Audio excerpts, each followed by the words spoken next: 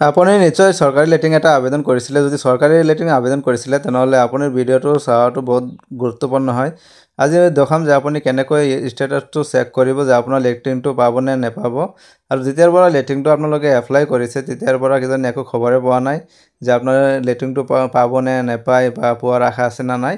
সেইকাৰণে এইটো আপুনি নিজে ঘৰতে বহি চাব পাৰিব। তেনেহ'লে বলক ভিডিঅ'টো আৰম্ভ কৰোঁ। আপুনি আপোনাৰ মোবাইলৰ গুগল ক্ৰমটো খুলি লিখিব SBM বুলি লিখি সাৰ্চ কৰিব। যেতিয়া এনেকুৱাকৈ আপুনি সাৰ্চ কৰি দিব, চাব যে তলত লগইন এটা অপশ্যন আছে। একদম তলত চাব আপোনাৰ ইয়াত লগইন অপশ্যন আছে, যেটো আপুনি স্বচ্ছ Bharat mission Gramin department of drinking এইটোৰ অধীনত আপুনি যেটো চৰকাৰী লেট্ৰিন আবেদন কৰিছিলে সেইটোৰ এতিয়া আপুনি ষ্টেটাছটো চাব লগা হ'লে আপুনি লগইন অপশ্যনত ক্লিক কৰিব লাগিব। লগইন অপশ্যনত যেতিয়া ক্লিক কৰিব তেতিয়া আপোনাৰ সন্মুখত এনেকুৱাকৈ এটা ইন্টাৰফেস খোল খাব, য'ত আপোনাৰ মোবাইল নাম্বাৰ লিখিব লাগিব। মোবাইল নাম্বাৰটো হ'ব লাগিব যেটো আপুনি আবেদন কৰাৰ সময়ত মোবাইল নাম্বাৰটো দিছিলে, যেটো মোবাইল নাম্বাৰেৰে আপুনি আবেদন কৰিছিলে সেইটো মোবাইল নাম্বাৰ ওপৰৰ বক্সত লিখি আপুনি এইটো তলত চাওক যে গেট OTP বুলি লিখা আছে, আপুনি ইয়াত ক্লিক কৰি দিব। আৰু যেতিয়া গেট OTPত ক্লিক কৰাৰ পিছত আপোনাৰ মোবাইলত এটা OTP আহিব। OTPটো এইটো বক্সত বহাই দিব আৰু ক্যাপচাটো তাৰ তলৰ বক্সত বহাই দিব। এনেকুৱাকৈ ক্যাপচাটো ইয়াতে বহাই দিব।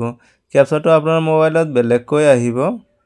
বেলেগকৈ আহিলে আপুনি তাত বহাই আৰু কি কৰিব, আপুনি ইয়াত সাইন ইনত ক্লিক কৰি দিব। যেতিয়া সাইন ইনত ক্লিক কৰি দিব তেতিয়া আপোনাৰ সন্মুখত এনেকুৱাকৈ আপোনাৰ প্ৰফাইলটো খোল খাই যাব।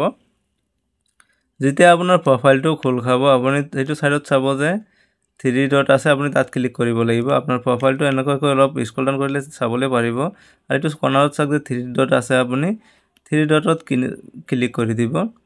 যেতিয়া ক্লিক কৰিব তেতিয়া আপোনাৰ সন্মুখত এনেকুৱাকৈ ইন্টাৰফেস এটা খোল খাব, য'ত তলত পেন্সিলৰ আইকন থাকিব দুটা আৰু তাত লিখা থাকিব নিউ এপ্লিকেশন আৰু তলত থাকিব ভিউ এপ্লিকেশন। আপুনি ভিউ এপ্লিকেশনত ক্লিক কৰি দিব।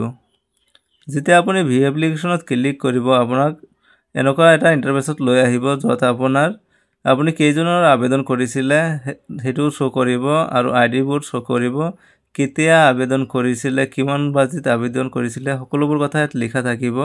আপুনি কি কৰিব, ষ্টেটাছটো কিন্তু অলৰেডি দেখাই আছে এপ্লিকেশন ৰিজেক্ট বুলি, তবে আপুনি ট্ৰেক কৰি চাব পাৰে। ট্ৰেক ষ্টেটাছ যেটো আছে আপুনি এইটো ট্ৰেকত ক্লিক কৰি দিব। ক্লিক কৰাৰ লগে লগে আপোনাৰ এনেকুৱাকৈ শো কৰিব যে আপোনাৰ ষ্টেটাছটো আপুনি পাবনে নেপাব, আপোনাৰ কি হ'ল এনেকুৱাকৈ শো কৰিব। যাৰ একসেপ্ট হৈছে তাৰ একসেপ্ট বুলি দেখাব আৰু যাৰ হোৱা নাই তাৰ এনেকুৱাকৈ ৰিজেক্ট বুলি দেখাব। কিন্তু আপুনি কি কৰিব, যদি আপুনি পুনৰায় আবেদন কৰিব বিচাৰিছে তেনেহ'লে কৰিব পাৰিব, এইটো আইডিৰ পৰা কৰিব পাৰিব, আপুনি ডাইৰেক্ট কৰিব পাৰিব। হেতুৰ কাৰণে যদি ভিডিও লাগে কমেন্ট কৰি জনাব, ভালকৈ প্ৰসেস দেখাই দিম, আপোনালোকে নিজে আবেদন কৰিব পাৰিব আৰু আপোনালোকৰ মিছও নহয়। আৰু গতিকে কথাটো হ'ল যে আপোনালোকে ভিডিওটো চাই যদি ভাল পাইছে লাইক এটা কৰি দিব আৰু চেনেলটো প্লিজ সাবস্ক্ৰাইব কৰি